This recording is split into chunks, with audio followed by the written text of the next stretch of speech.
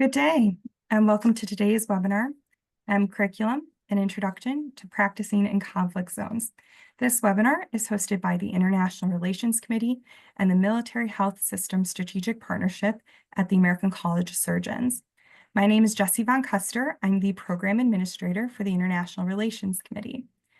Before we get started, I want to share a few announcements. This webinar will be recorded and will be available on the ACS YouTube page after the webinar. Additionally, if you have any questions during the webinar, you may submit them through the Q&A box at the bottom of your screen. There will be an audience Q&A at the end of the webinar. With that, I am pleased to introduce you to today's moderator, Dr. Marcelo Ribeiro. Dr. Ribeiro holds a degree in medical sciences from the Catholic University of Sao Paulo, a Master of Science degree and a Doctor of Surgery from the Federal University of Sao Paulo in Brazil. He was the Dean of Medical School and Department Chair, Professor at the University of Santo Amaro. Additionally, Dr. Ribeiro was the Professor of General Surgery and Trauma at PUCSP Sorocaba and the Chair of Trauma and ACES at SSMC Abu Dhabi, the United Arab Emirates. Dr. Ribeiro is currently the Professor of Surgery and the Director of the International Outreach Initiatives at the University of Maryland R. Adams Shock Trauma Center in Baltimore, and has been in that position since 2024. With that, I'll now turn it over to you, Dr. Ribeiro. Thank you very much. Thank you, everybody, for being here with us today for this very exciting meeting. So I would like to thank you for joining us today for the ACS International Relations Committee and Military Health System Strategic Program at the American College of Surgeons webinar, introducing the Curriculum to International Surgeons. So I will start my introduction notes here presenting Dr. Margaret Knudson. It's my pleasure to welcome her. Dr. Knudson is Emeritus Professor of Surgery at the University of California, San Francisco, Adjunct Professor at the Uniformed Service University, and was the inaugural Medical Director of the Military Health Service Strategic Partnership with the American College of Surgeons. After completing surgical residency at the University of Michigan, she moved to Stanford, where she served as Assistant Trauma Director. In 1989, she joined the faculty of the University of California, San Francisco, and was the only second woman to work as a surgeon at the San Francisco General Hospital Trauma Center, following the path blazed by Dr. Muriel Steele. Dr. Knudson has held leadership positions in several professional organizations, including the American Association for the Surgery of Trauma, the Western Trauma Association, and the ACS Committee on Trauma, where she was the vice chair for the Central COT. She is currently a deputy editor for the Journal of the American College of Surgeons and also serves on the editorial board of the Journal of Trauma and Acute Care Surgery. She has served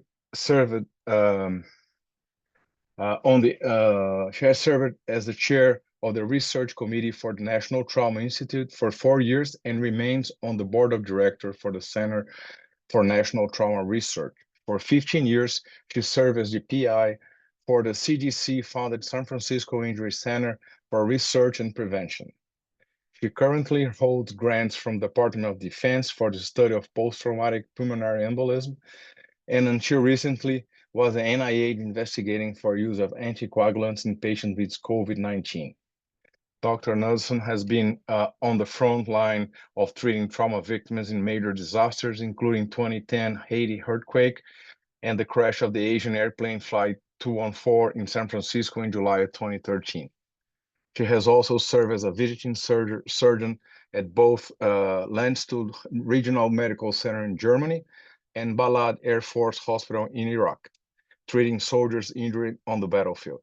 Dr. Knudson also was honored by the WAST-COT with the National Safety Council Award, and in 2021 received the Mary Edwards Walker Award for inspiring women in the surgery from the ACS Women's in Surgery Committee. She has given both major national trauma orations, which include the feature oration at the WASG and the scooter oration of the ACS. Dr. Knudson has also co-authored over 200 publications and 33 book chapters. So welcome, Dr. Knudson. And now I will introduce our next speaker. That will be Dr. Joseph Galanti. So I now welcome Dr. Galanti. Dr. Galanti is the hospital's chief medical officer for UC Davis Health. He oversees hospital clinical care service, leading and directing the professional portion of the medical center's clinical delivery system. He serves as the liaison between the hospital, School of Medicine, and self-governed medical staff at UC Davis Medical Center, and represents the hospital on UC Health System wide panel as Chief Medical Officer addressing quality and operational improvements. After receiving his undergrad degree from Trenton State College, Galanti earned his doctoral degree at Temple University School of Medicine and completed his residency and fellowship training at UC Davis Health. He received his MBA from Western Governors University, served in the United States Navy, deployed to Afghanistan, and received numerous military and academic honors. Dr. Galanti is board certified in surgery and surgical critical care by the American Board of Surgery and joined the faculty of the Department of Surgery in 2008. He's a professor of surgery and serves as the vice chair of education, general surgery residence director, and trauma division chief, medical director of perioperative service, trauma medical director, and associate chief medical officer before serving as an interim chief medical officer. An accomplished physician scientist, Galanti has been an investigator for numerous clinical trials and has authored more than 250 journal articles, book chapters, and abstracts on trauma and surgery. He's a fellow of the American College of Surgeons and board member of the American Association for the Trauma Surgery and secretary treasurer-elect for the Pacific Coast Surgical Association. So now that we have introduced our panel for today, I will turn it to Dr. Knudson for her presentation. Thank you very much for both of you. Well, thank you for that very nice introduction and for allowing us to be part of your webinar today. What I'm going to do with my presentation is talk about the why. Why do we develop this curriculum? And then I will let Dr. Galante, who's done the lion's work of developing this curriculum, to talk about the how. So I'm going to try to share my screen here.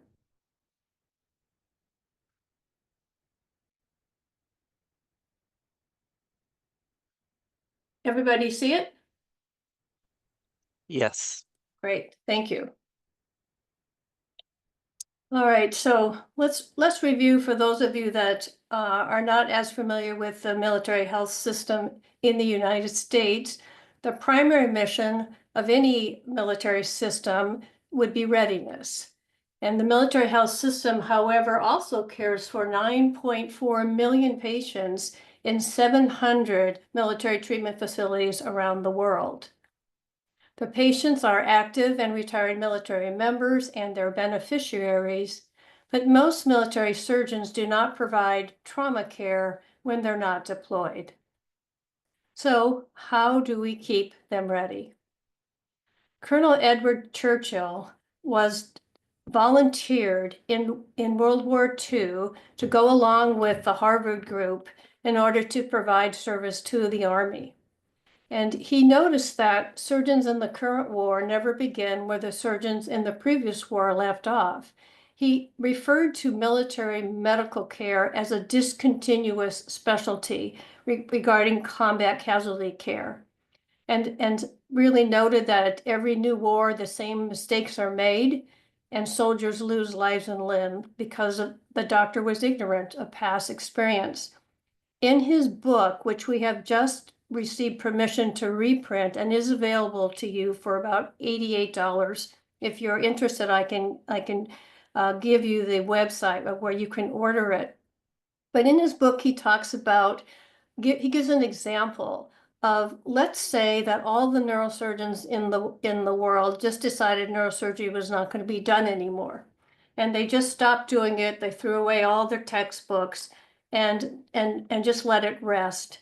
5 or 6 years later, maybe 10 years, sort of to replicate the time between conflicts, some neurosurgeon would come along and say, hey, I want to do neurosurgery. He may never have even seen a brain, and he decides that he's going to start all over. That's the example he uses as a discontinuous specialty. More recently, General Peter Chiarelli said that you should hope that your relatives, your daughter, your son doesn't get deployed in the first few years of a war, because those people, those doctors are not going to be trained. You have to pray that they come in at the 4 or 5 year casualty mark. Excuse me.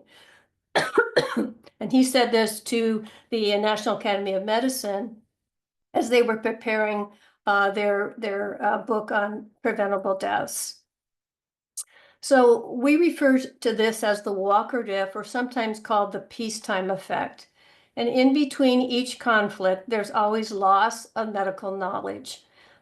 This has been documented by Alistair Welker, who was from the United Kingdom's Navy, and he showed that after medical capabilities and experience after each war really descend.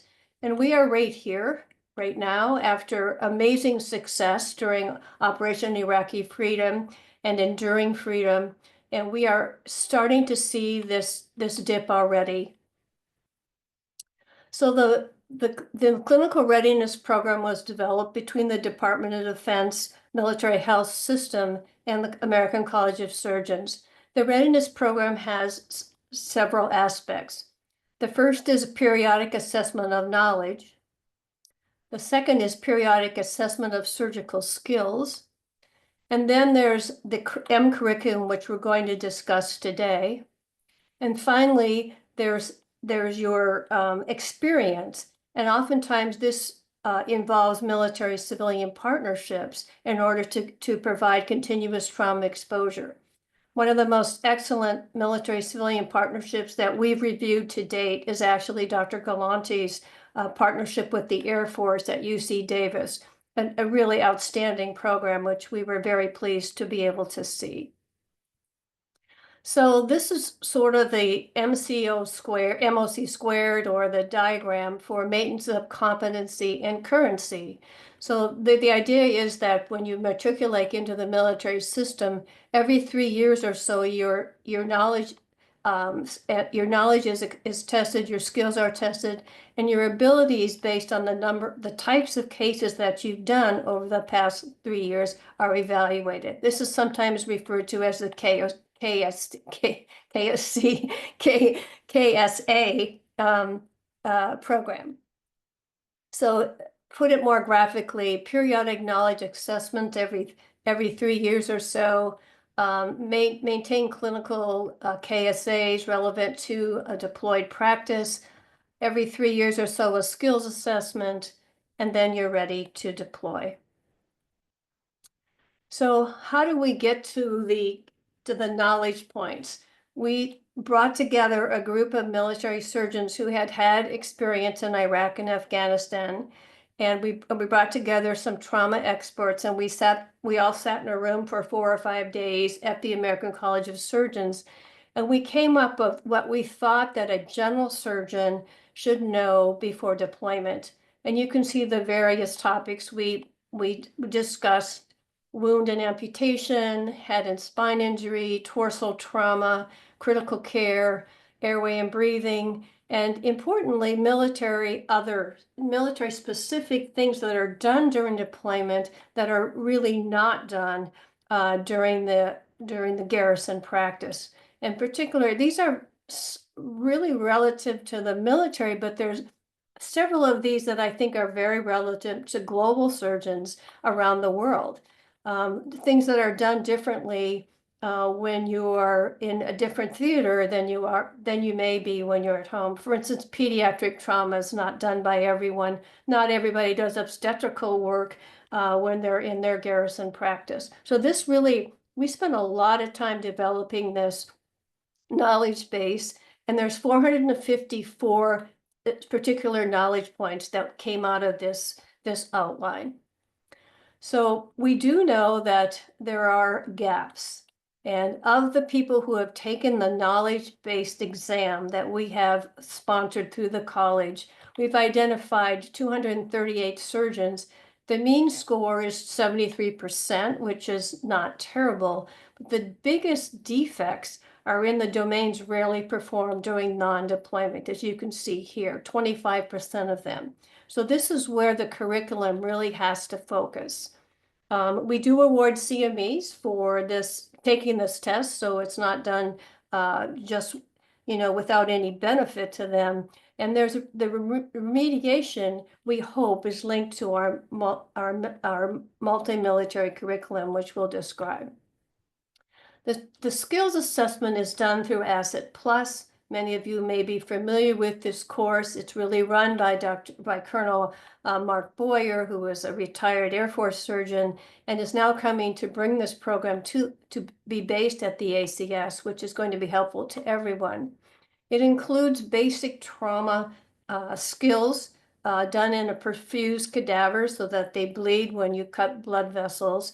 And we put some additional elements, again, focusing on those skills that are not usually done in a garrison practice, including some orthopedic work, some neurosurgery work, some ophthalmology work, and obstetrics. The course is run over 2 days. There's a 1-to-1 student-faculty ratio, which is pretty amazing if you're a student, and your skills are tested by 2 different faculty on the second day. We also have added some high-fidelity simulators for those procedures that are done outside of general surgery, including delivering babies, doing cesarean section. And I believe that this is very applicable to anyone who's doing humanitarian work if you're working in a disaster zone, in addition to the military. So finally, let's talk about the M curriculum. This is available for free. And I put the website in here for you to copy, but also if you just go to facs.org and hit on the military curriculum, it'll come up for you. Some of the modules have already been translated into Ukrainian, and we have given those modules away to them. There's currently some going into translation into Mandarin. Each module is linked to the Joint Trauma Service CPGs, which are updated every 2 years. And if you want to look at those CPGs, this is the website where you will find them. To date, we know that about 1,000 people have looked at the curriculum. We don't know how long they looked at it. They could have just Googled it and then just say, it's not for me. And we really, really want wider socialization of this curriculum to see how valuable it might be. So all of you on this webinar hopefully will help us with that.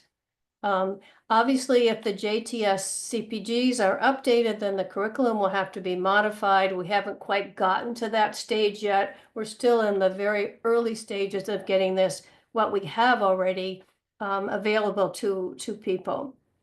I can also say that we were just in Rome with the Excelsior Surgical Society, and we listened to surgeons from Ukraine as well as from Israel on their experience treating the conflicts in those 2 countries.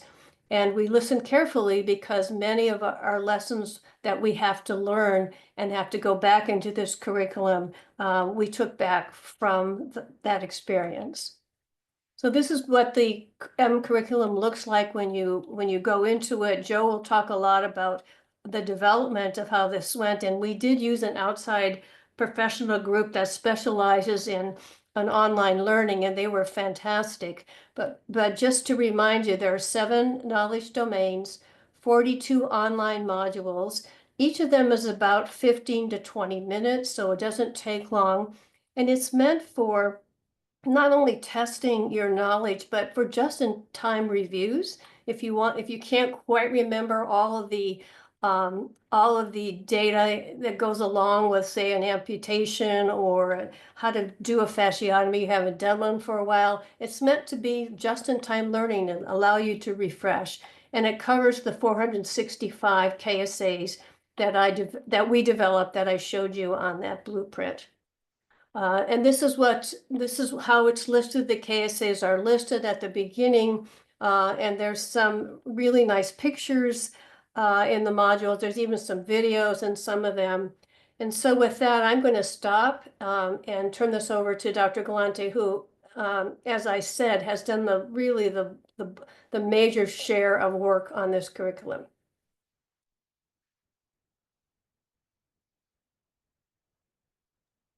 Thank you very much, Dr. Knudsen, for the great presentation. So before we turn it over to Dr. Galante, I want to remind our audience that you might submit questions to our panelists through the questions and answers box. So we will have an audience questions and answers after Dr. Galante's presentation. So I would like to please turn it over to Dr. Galante. Thank you very much.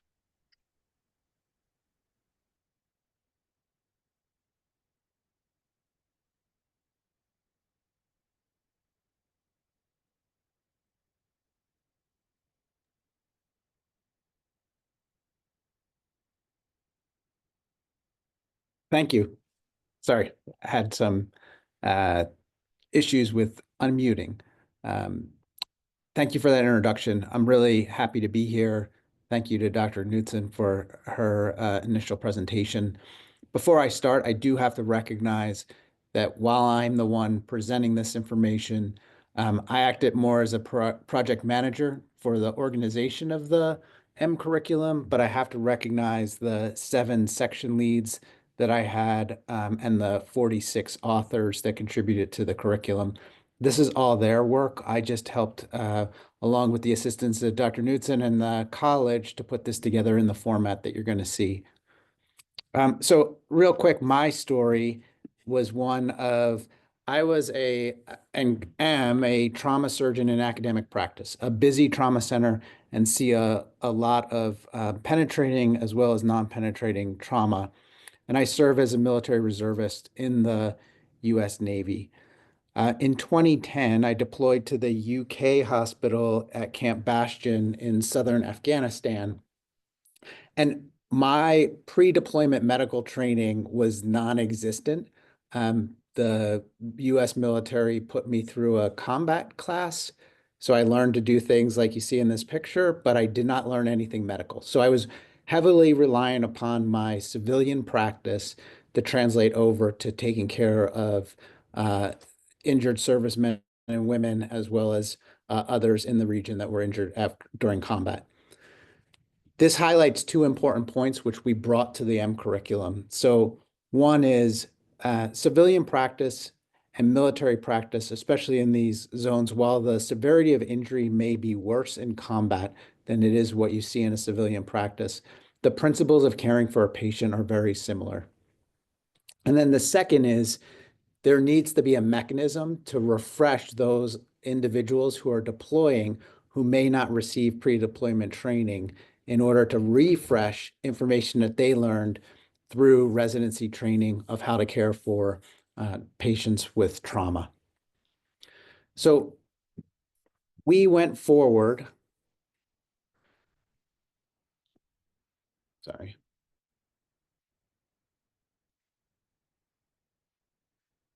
And we recognize that in a curriculum, you're not necessarily just trying to address the complex, severe injury, things that you would only see in combat, the dismounted, complex blast injuries.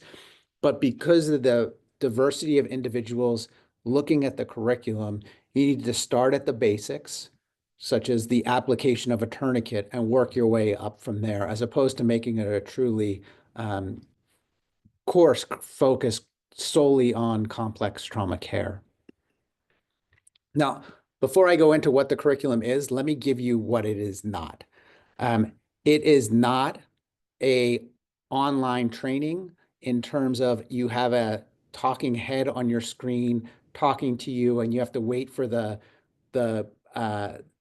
individual to stop talking and the video to stop playing after 6.5 minutes, and then they move on to a different topic. It is not that. It is much more interactive.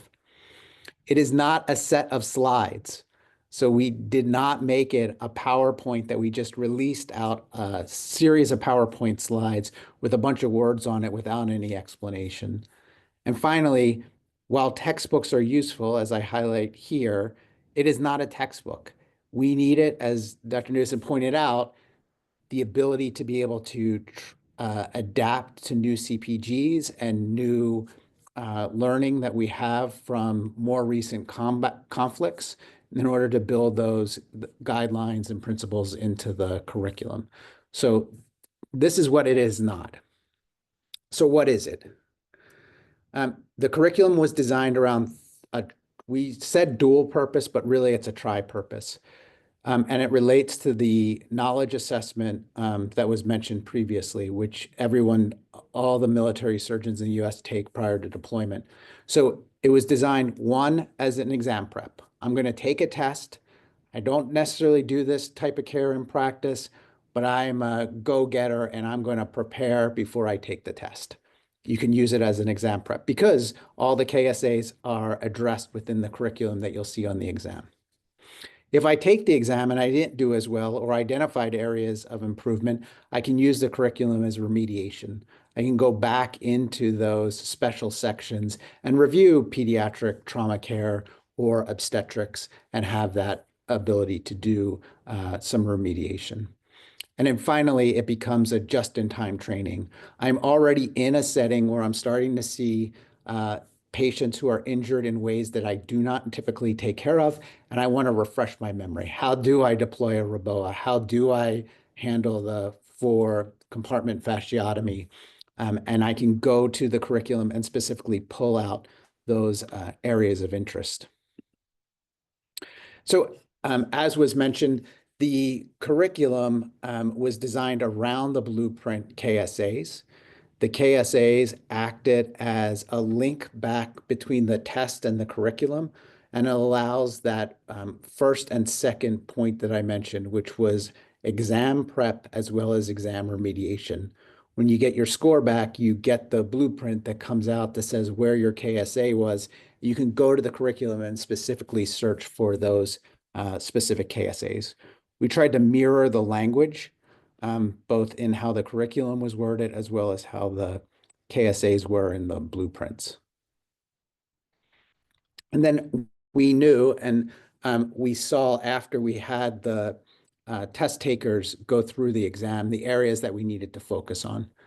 And we understood that we were going to focus on all of these areas specifically, but we did give to the authors some intentionality to really putting a heavy focus on resuscitation and transfusion, the head and spine injury pieces, because we knew that those, whether it was military or civilian, those injuries were going to pop up, and the needs for the learners to have that knowledge was going to be important. So as you may have heard, my background is in education. So what we wanted to do is we wanted to move towards these principles of adult learning, since this is going to be, all of these were going to be seasoned surgeons that were going to be taking it. So we had to make sure that we addressed the principles of adult learning. And those principles were really, the big ones were goal-oriented. I think we were all motivated for goal-oriented by taking the curriculum. It needed to be practical. So you'll see that there was case descriptions added in, as well as practical sort of tricks of the trade that were added within the curriculum. The curriculum certainly relevant and self-directed, certainly task-oriented, and is based upon experience. That's why the authors, the 40 plus authors that we had, all had experience taking care of patients like this. What we also did was we added the adult learning processes of including for visual and auditory learners, that there are videos built in so that you don't spend time reading a lot of text, but you're able to watch a video and hear the description and the narration go through to address that learning style of adults. And then finally, we made it short, short in terms of today, both adult and non-adult learners spend so much time on their phones that you sometimes see. It's a 3-minute read. Really what you want to do is you want to be able to have bite-sized amounts of information that essentially fit on an iPhone or a Samsung phone. That's sort of the bite-size amount of information that you want to put out. And that's the way we design the curriculum. You'll see some of the examples I give here in a little bit. So as we said, we did use as the background and the foundation for the curriculum was the Joint Trauma Systems clinical practice guidelines. Many of these were military specific guidelines.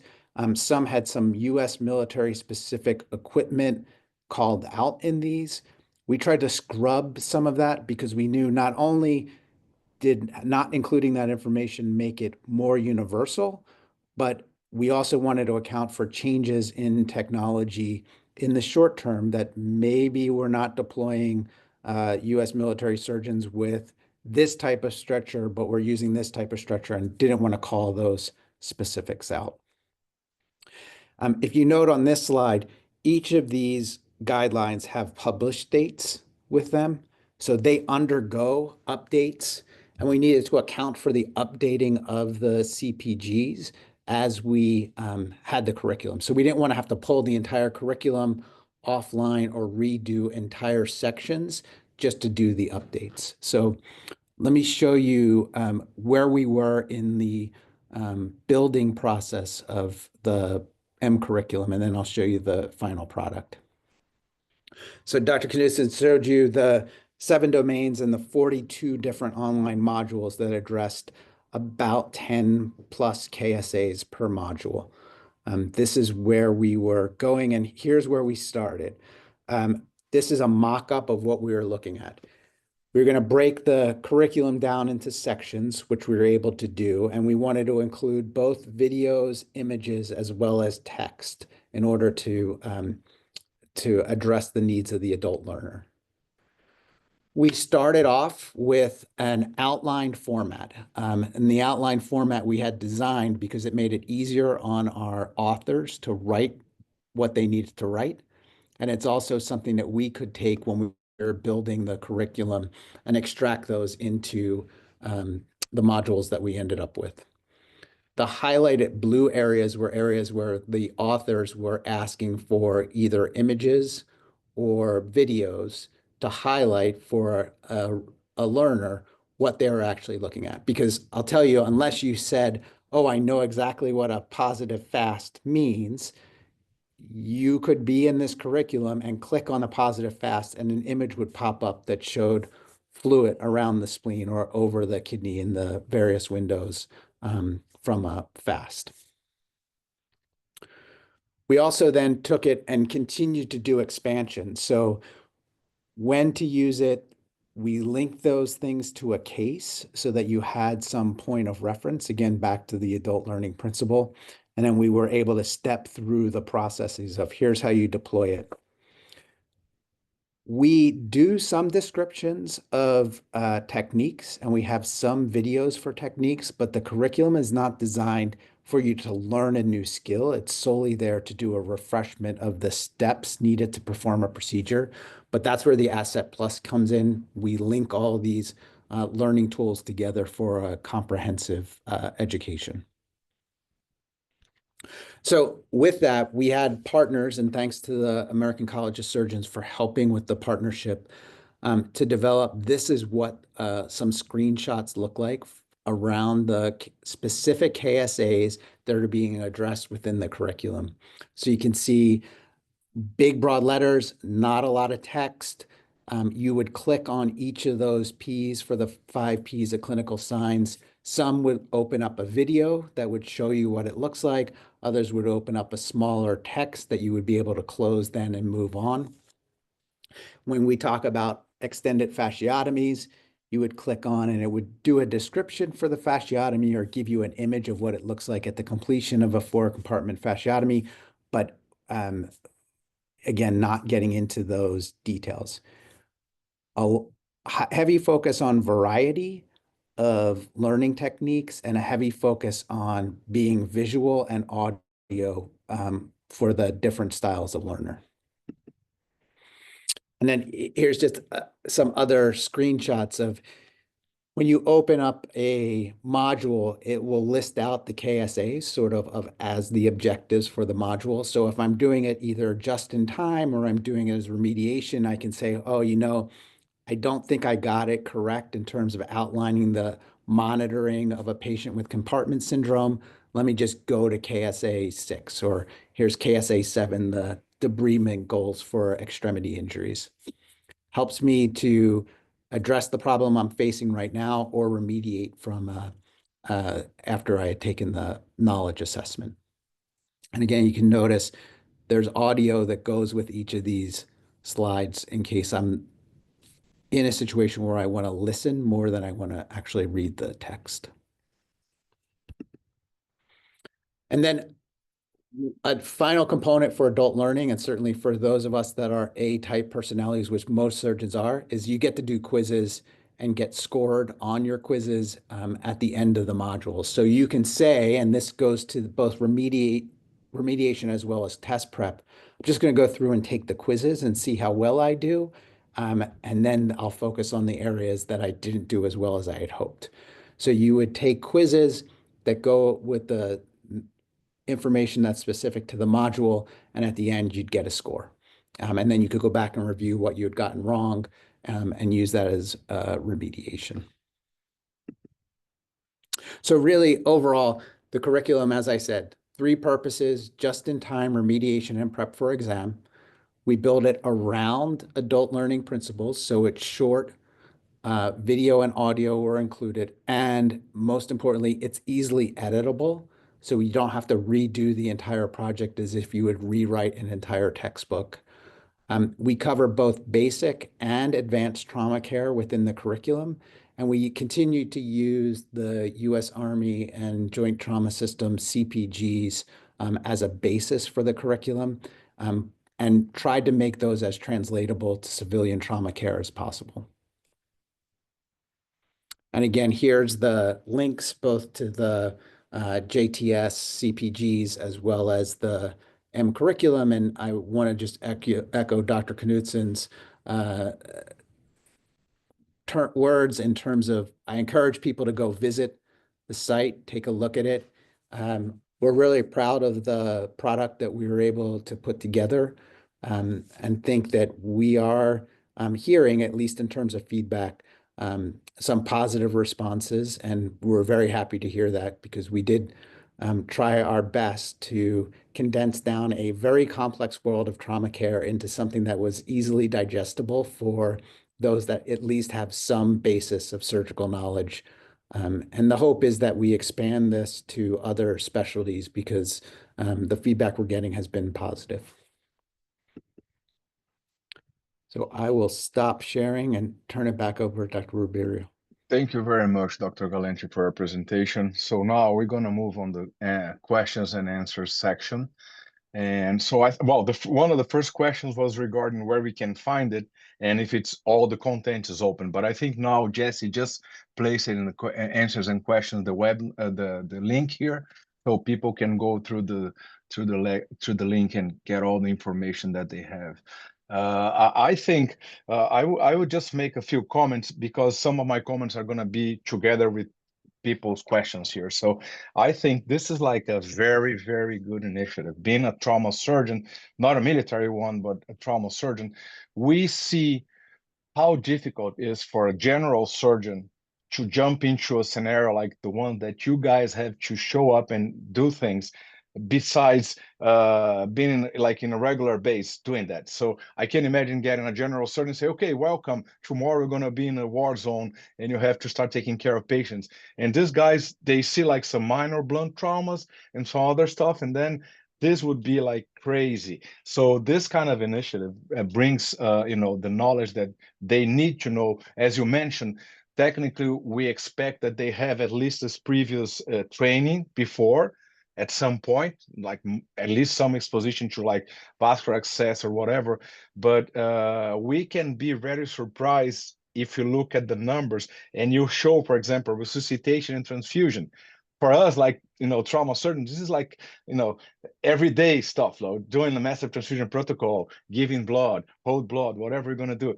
But for a general surgeon who just have to go to a scenario like this, might be something that say, oh my God, I don't know what these guys are talking about. 1-to-1-to-1, hold blood, geez, this can be confusing. So when you put all together in a kind of a system where you can go there, make sure you know it. If you fail, you still can go back, try to improve your skills and do it again.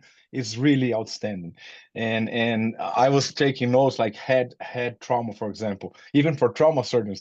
I say, oh, there's a head trauma, so let's call neurosurgery. But in the war zone, you don't have this kind of option. Sometimes that's you, period. There's nobody else. You, a nurse, and a bunch of people helping you, but you don't have the luxury of having a neurosurgeon 24/7 available for you. So you have to be prepared. And the things they happen. And we know that. I have a chance. I'm very happy because I have a lot of friends from the U.S. military. Brian Gavitt was the one responsible to recruit me to go to Abu Dhabi.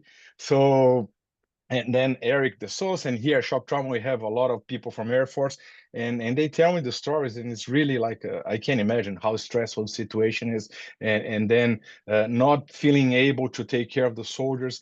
It's probably very frustrating for somebody who's going to be going to this kind of scenario. And as you mentioned regarding medical education, that's something I really like. You have to know how to motivate young people, like surgeons. Surgeons, we have a big ego. So nobody's going to say, oh, I'm here to learn because I don't know to do that. They're not going to tell you. They're going to say, I know this. This is easy. Like you're talking and people are like, yeah, this is easy, this. And then it's like, so now is your time. Come here and do it. Oh, very well. Take it easy. I'm not sure. I'm not very prepared. I didn't expect you to ask me for that. So motivation is a key thing.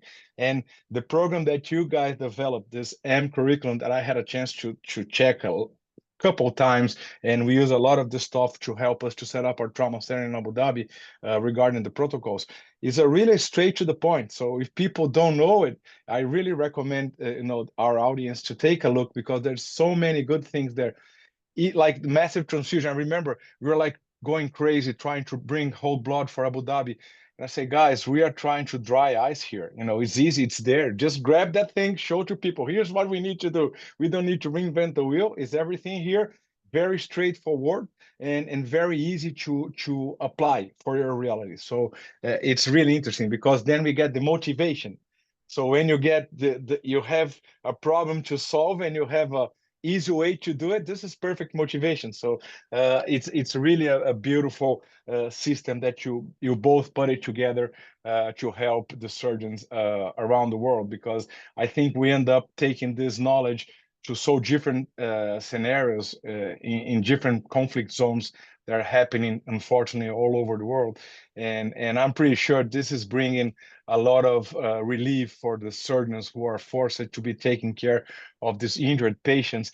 Because honestly, I had a chance to live in different places in the world and work in different places in the world.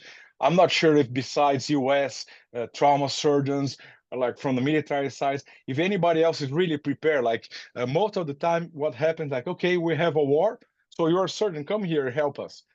So right besides you guys, like, you keep your surgeons training. If you're not, thanks God we have no wars nowadays, but the surgeons are still practicing. They're like trauma centers. They are doing stuff every day. They're going to the cadaver lab, and so they're ready to go. And even before they go, you make sure they're prepared. You tell them, take this course and make it happen. Make sure you know everything you need to know. But other than that, I'm not sure. I'm pretty sure, like, if we have a war, for example, in Brazil, we would be in problem. That would be like a great problem, because our military surgeons, they don't have this kind of training. In regular base, they're like general surgeons in the military hospital doing general surgery, like hernias, appendectomies, but not really this kind of major trauma. So it's really beautiful to see how you keep the trauma surgeons from the U.S. Forces in general, Navy, Army, and Air Force, currently in practice. So this is very important. I think this can guarantee you survival rates that is probably unique. I don't think, so unfortunately, that soldiers from other places can get the same survival rates as the US ones, because of this training that you guys provide to the surgeons. So it's more like a reflection about all you presented here, and I think it's really interesting to see that the Navy, Army, and Air Force try to provide this information to other people. So instead of keep inside, you guys are open and say, guys, here's the website. You can go in, you can take a look, and you can, try to learn from this material. Question for you is, do you have by any chance any like formal partnership for training surgeons from other forces from around the world? Any country in a specific say, oh, can my surgeons, participate in your training programs or not really? I can start with that. First of all, there's a couple other comments I'd like to make. With changes in residency training, I think that people who want to specialize in trauma, those people who are doing trauma fellowships, this is a perfect curriculum for them. Yes. We tried to push this a little bit. We're sort of still in the infant size, but I really believe that all of those people who are trained to be trauma surgeons, this is a great curriculum for them to look at, again, to address knowledge gaps, particularly with changes in experience during general surgery training. The second comment I would make is that there may come a time in the very near future where civilian surgeons are going to be asked to step up and take care of injured troops. And that would happen if we unfortunately get involved in a conflict with a peer that's nearer to the United States, sometimes referred to as LSCO, a large-scale combat operations. And all of the civilian surgeons who are trauma surgeons are going to need to know this stuff, because they won't have been exposed to military training, and they won't know what CPGs are, and they will be getting patients back from a combat area maybe 2 or 3 days later or 2 or 3 weeks later. So I think all of us who practice trauma really need to keep up with this type of a curriculum.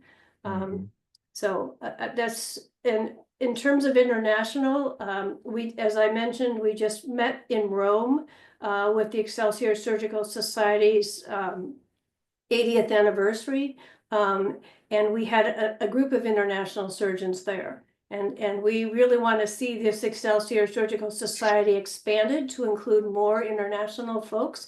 We have talked with the Canadians because they're part, integral part of the college, and they have seen this curriculum. But I think we have a ways to go before expansion. But there is a lot of interest from the international community in working with the college and working with Excelsior. And as I mentioned, we did have Ukrainian surgeons there and Israeli surgeons there. We were trying to learn from them on how we can learn from the type of injuries that they're seeing. We based most of this on the Iraq and Afghanistan wars. We actually had the records of what types of cases were done as we built this curriculum and built the knowledge assessment. We had some data, but things will look really different in the next conflict. We can't predict exactly how it will look, but we can certainly learn from what's been happening in the conflicts that are currently going on. Yeah, I agree. Yeah, perfect. Dr. Galanti, any comments? Yeah, I think that you really emphasized that motivation piece, which is key. I think when you're finding out that you're deploying or you're entering into a situation like that, the motivation is there. It's really a tool to be able to address the motivation. Back in 2010, I often remember seeing people that printed off this 1,000 pages of CPGs, and they're like carrying this around. One, it's hard enough to carry the gear you have to carry, but they're carrying this giant book. And I'm like, how far did you get through that? They're like, 5 pages, and then everything else ramped up, and I don't even know where to look, and just paper for me now. So that's the key, is this helps address, it gives a tool to address the motivation. You want to do the right thing when you're in that situation. You don't want to feel like you don't have the tools that you need. This takes down something that's 900 pages and distills it down into digestible bites. And that's really one of the benefits of doing something like this. Question for both of you from the audience. It's very interesting.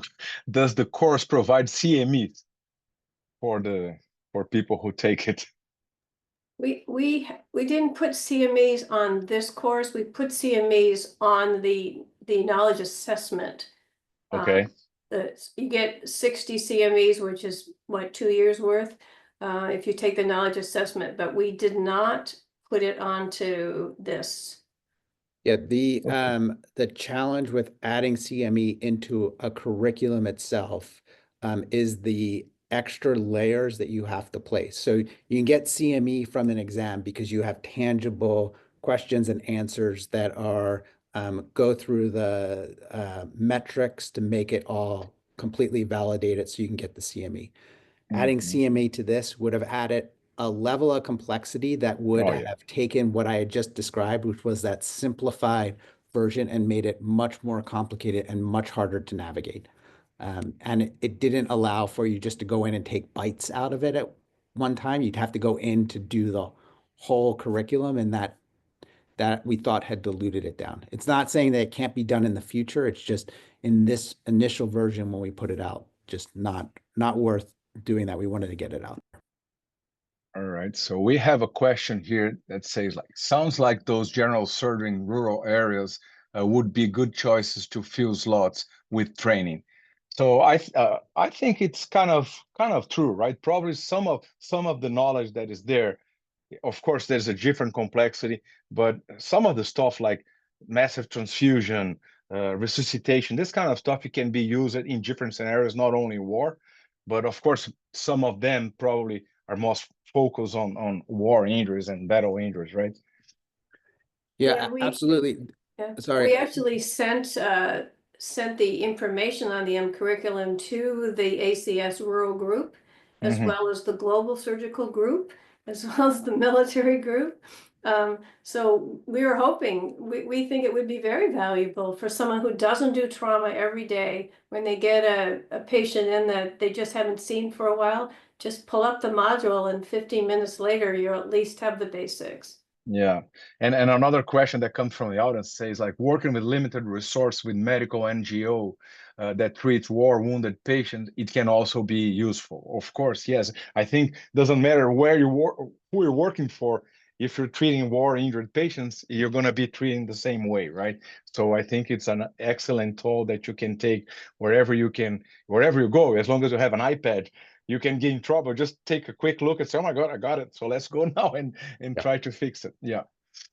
Let's see if we have anything else here. Yeah, to the rural piece, the great example in there is the OB care for trauma. I mean, even in 2010, we were pulling out a textbook because we needed to do an emergency cesarean, and we were having a debate of where do you cut on the uterus, high or low? And like, it's not something we do as surgeons, but it's something that's urgently needed. And with the closure of maternal fetal services in many rural areas around the country, surgeons are going to be thrown into that mix more and more often. And this is a great example. That's not even a military application. All right. I'm checking here. I think we've been through all the the questions and answers. So I personally would like to kind of give my testimony. I had a chance it's like a big coincidence, but I worked with U.S. Air Force teams in Abu Dhabi, where they were like helping Brian Gavitt and his team was helping to build the trauma system. So it's a very complex thing. So that was really interesting. That was my first time working with military surgeons to see how we can bring the information from the military side to the civilian world and vice versa. That's what we do basically in our daily basis. But to put together not only the trauma care, but the trauma system is really complex, and how we can get the lessons learned before to apply to the civilian world. So that was a great experience. And now working in daily basis, like last Saturday, I was on call with one of the Air Force guys, we're both together sharing gunshot wounds and blunt traumas, and it's really nice. This is an experience for civilian surgeons working side by side with military surgeons that have been sent to war zones to sharing experience. Unfortunately, some place in war, like in Brazil, you can have war injuries inside of Rio de Janeiro, for example. My friends from Rio, they get like really bad gunshot wounds every day because they had the wars in the favelas, and it's a war zone. It's a war zone inside of a city that is not in war. So I think it's a great partnership.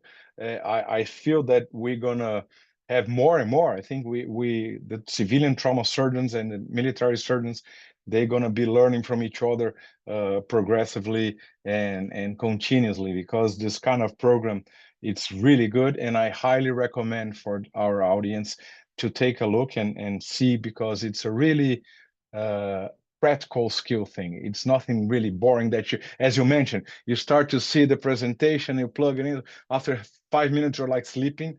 No, it's something that calls your attention enough to say, oh, this is interesting, because the videos are good, the pictures are really good.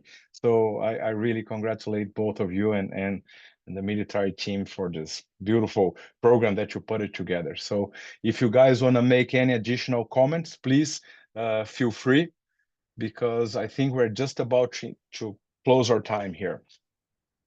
I would just like to say that there are 50 plus people participating on this, so we expect 50 hits on the curriculum immediately after this webinar is over. And remember, one of the things I forgot to mention, and Joe did say it, all of these are narrated. So you can sit and listen, and that actually, I forgot about, adult learning, but it really is nice to have a narrator kind of help you go through the curriculum. So, and that's where the translations obviously have to come in as we go. So thank you so much for allowing us to be part of your group. Yeah, thank you very much. Really appreciate the opportunity to share this with such a diverse group of individuals. It was a labor of love to put it together, but it came, as you note, from those of us, Dr. Knudsen and I, as well as those authors and section leads. They all have been on the ground taking care of patients like this, and they knew the challenges, so it really fed into their motivation, Dr. Ribeiro, to get this completed and get it in a way that was easily usable by a diverse group of users. Great. So I personally would like to thank both of you for these great presentations, for your time, for your service, and I would give the word now for Jessie, so she can give us a few reminders at the end of our webinar. Thank you very much. Thank you, Dr. Ribeiro, and thank you, Dr. Galante and Dr. Knudsen, for your presentations and your time. I'm just going to have some final announcements before we leave. So first, as a reminder, today's webinar has been recorded, and we will be posting this on the ACS YouTube channel. You can view this webinar as well as any past IRC webinars under the Global Surgery playlist.